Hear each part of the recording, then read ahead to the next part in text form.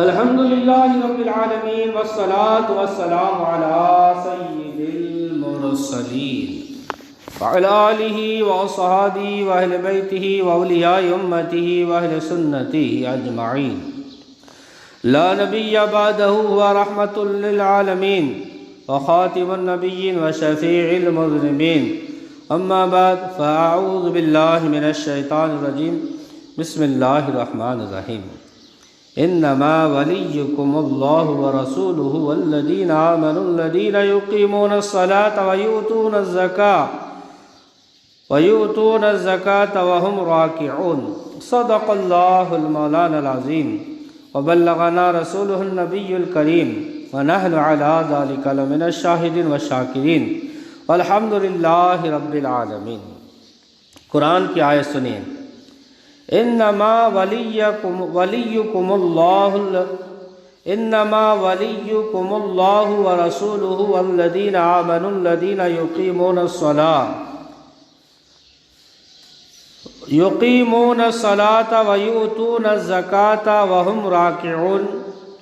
پارہ 6 رکوع 11 آیت نمبر 54. ترجمہ: تمہارا مددگار تو صرف اللہ تعالیٰ اور اس کا رسول پاک صلی اللہ علیہ وسلم ہے. تمہارا مددگار تو صرف اللہ تعالیٰ اور اس کا رسول پاک صلی اللہ علیہ وسلم ہے، اور ایمان والے ہیں جو صحیح نماز ادا کرتے ہیں اور زکوٰۃ دیا کرتے ہیں، اور ہر حال میں وہ بارگاہ الہی میں جھکنے والے ہیں. حضرات محترم، اس آیت کریمہ میں اللہ تبارک و تعالیٰ نے نصرت عظیمہ کا ذکر فرمایا کہ مسلمانوں کی کون مدد کرتے ہیں. اس آیت کریمہ میں اللہ تعالیٰ نے ہمیں بتا دیا کہ اے ایمان والو، میں خدا پاک بھی تمہاری مدد فرماتا ہوں، اور میری عطا سے میرے نیک بندے، مقرب ترین مخلوق یعنی انبیاء کرام، اولیاء کرام بھی تمہاری مدد کرنے پر قادر ہیں. کیونکہ اس لیے کہ ان کی مدد حقیقت میں میری مدد ہے. اگر یہ اولیاء اللہ مدد کرتے ہیں، انبیاء مدد کرتے ہیں، تو ان کی مدد بھی میری مدد ہے. لہذا جس طرح میری مدد پر تم کامل ایمان رکھتے ہو اور کسی قسم کا علم و گمان نہیں کرتے، اسی طرح میرے نبی، میرے ولی تمہاری مدد کریں یا کہیں کہ ہم مدد کر سکتے ہیں، تو ان کی باتوں کو مان لینا اور یہ نہ کہنا کہ نبیوں ولیوں سے مدد مانگنا شرک ہے. نہیں، کوئی شرک نہیں، بلکہ ولیوں کی مدد میری مدد ہے. سبحان اللہ. قرآن پاک کی اس آیت کریمہ سے معلوم ہوا کہ اللہ تبارک و تعالیٰ کی عطا سے اللہ کے نبی ولی مدد فرما سکتے ہیں. کس کی عطا سے؟ اللہ کی عطا سے. نبی بھی مدد فرما سکتے ہیں اور ولی بھی مدد فرما سکتے ہیں. اور فرماتے بھی ہیں، اگر کوئی کہے کہ اللہ کے سوا کوئی مدد نہیں کر سکتا ہے، تو ہم کہیں گے ٹھیک ہے کہ حقیقی مدد فرمانے والا خدائے ذوالجلال ہے، اور اس کے نبی ولی اس کی عطا سے مدد فرماتے ہیں. اگر وہ کہے کہ نہیں تو ہم کہیں گے کہ تو قرآن کا انکار کر رہا ہے. تو قرآن کا انکار کر رہا ہے، اور قرآن کا انکار انسان کو ایمان سے نکال کر کفر کی طرف لے جاتا ہے. اللہ تعالیٰ بچائے کفر سے. آمین. حضرات سامعین، آپ کو معلوم ہوگا کہ میں نے پچھلے واعظ میں آپ کے سامنے کیا عرض کیا تھا،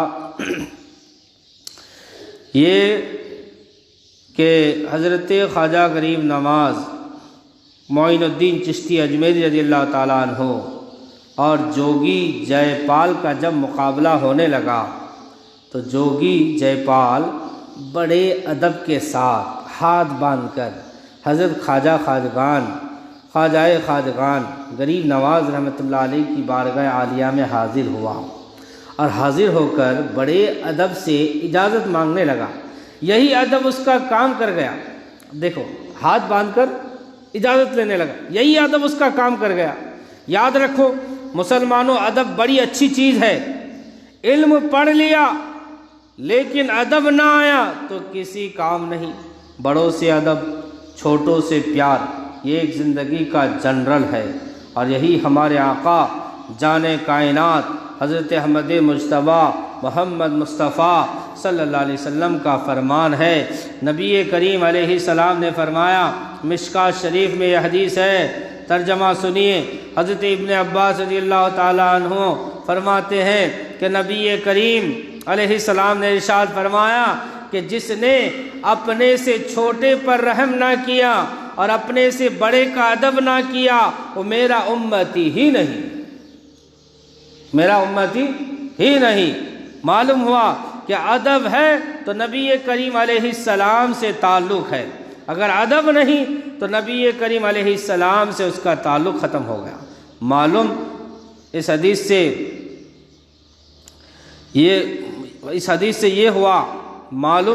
یہ ہوا کہ ادب بہت بڑی عبادت ہے، تبھی تو نبی کریم علیہ السلام نے فرمایا۔ اسی طرح اللہ تبارک و تعالیٰ نے بھی قرآن پاک میں ادب کا سبق دیتے ہوئے ارشاد فرمایا۔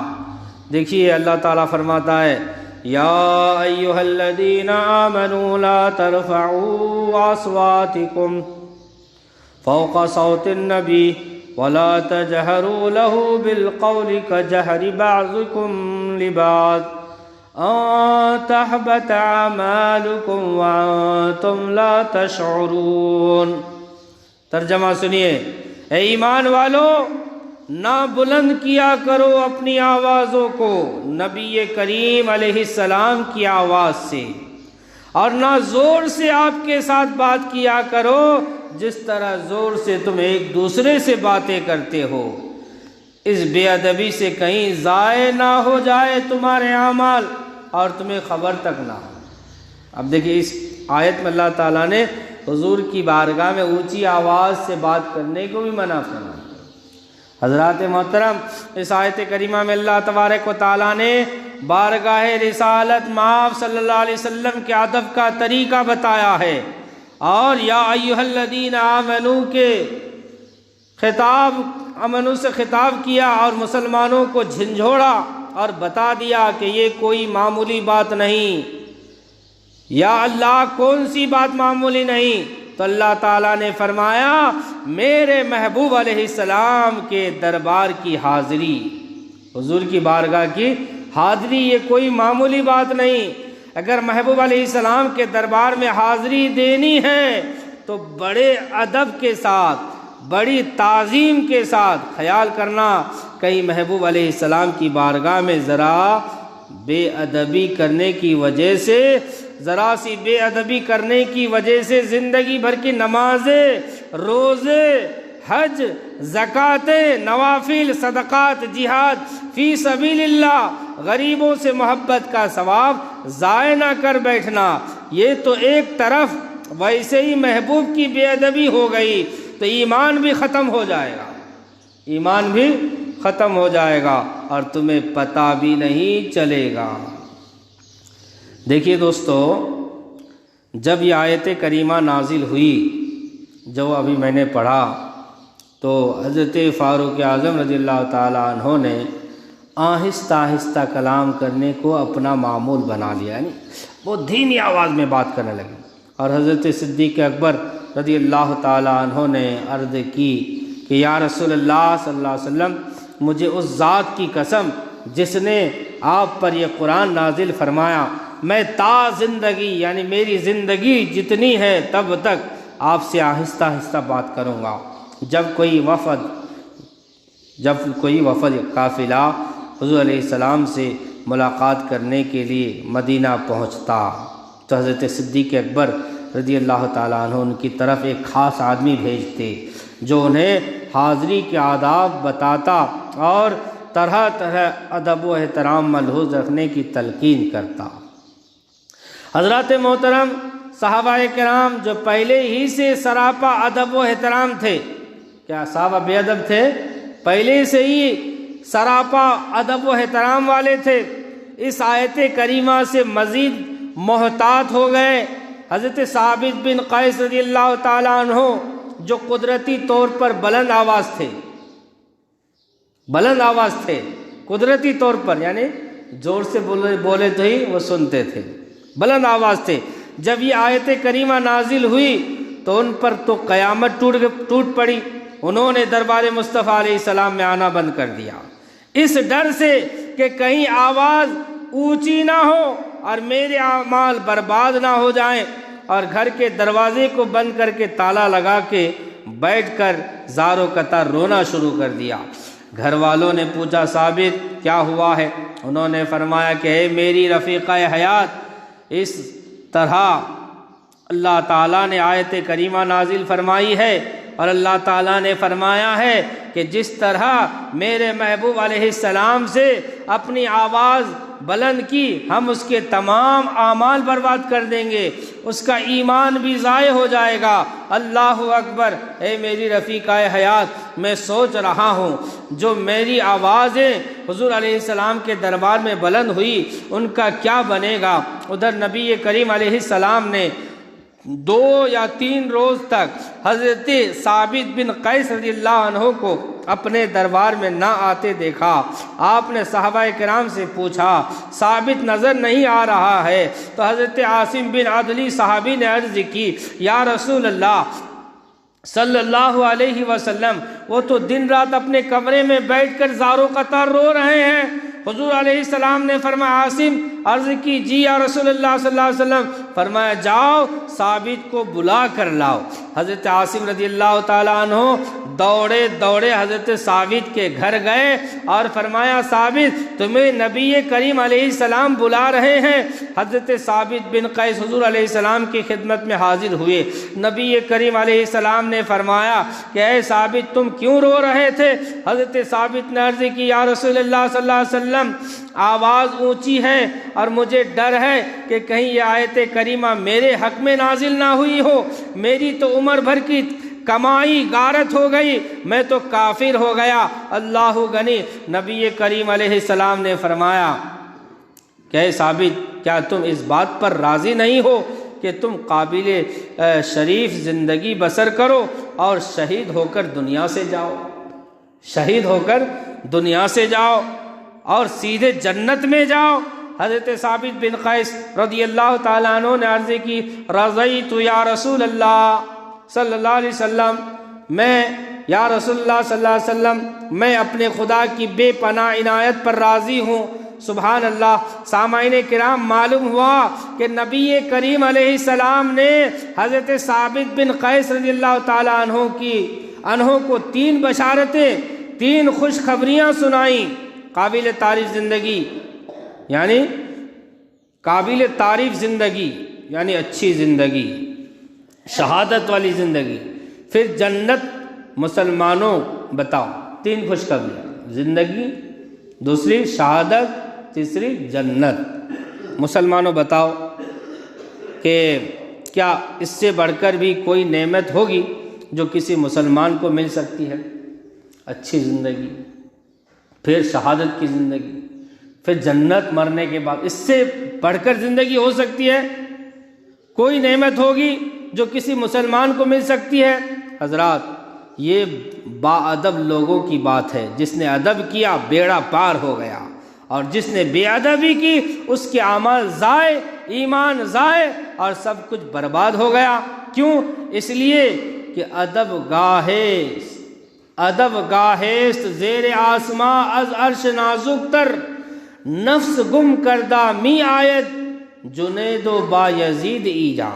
یعنی آسمان کے نیچے ایک ایسا بھی ادب کا مقام ہے جو عرش سے بھی زیادہ نازک ہے۔ ہم اور تم کس شمار اور قطار میں حضرت جنید بغدادی رضی اللہ تعالیٰ عنہ اور حضرت بایزید بستامی رضی اللہ تعالیٰ عنہ جیسے آسمانی ولایت کے آفتاب و مہتاب بھی جب اس مقام پر پہنچتے ہیں تو زور سے بولنا تو کہیں سانس بھی روک لیتے ہیں۔ زور سے بولنا تو دور کی بات، سانس بھی روک لیتے ہیں کہ یہاں زور سے سانس لینا بھی ادب کے خلاف ہے۔ اور اللہ غنی! حضرات، اسی عاصی علیہ رحمۃ اللہ علیہ نے کہا ہے، خوب دربار مصطفیٰ علیہ السلام کا سبق دیا ہے، فرماتے ہیں کہ اے پائے نظر ہوش میں آ، کوئے نبی ہے، آنکھوں سے بھی چلنا تو یہاں بے ادبی ہے۔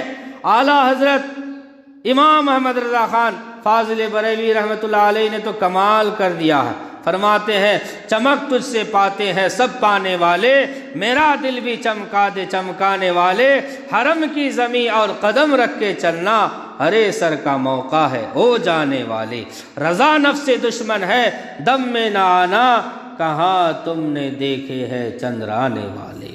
تو میرے پیارے اسلامی بھائیوں، یہ ادب ہے، یہ ادب کا مقام ہے، ادب کرنے سے یہ مقام حاصل ہوتا ہے۔